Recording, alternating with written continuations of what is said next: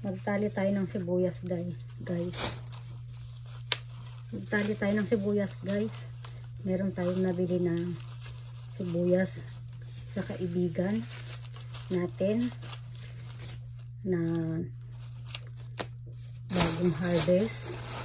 Ayan, para tumagal, ganito po ang gagawin natin. Itali natin siya at ilagay natin sa labas para makahagap siya ng hangin at hindi siya mabubulok. Pamatagalan to guys. Ayan. Patagalin natin siya.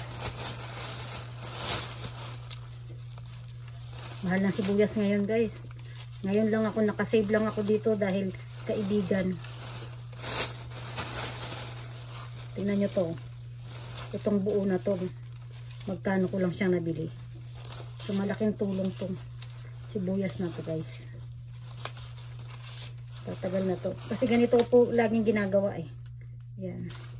Ang dami ng isang pack oh. Mura ko lang siyang nabili.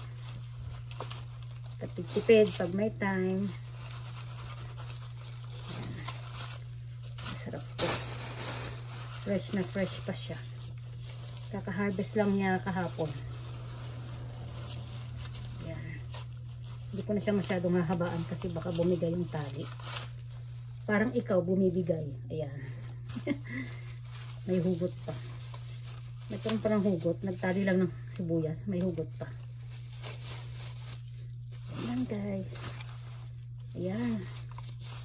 Ganito po. Oh. 500 ko lang po siyang nabili. Ayan guys. Bye!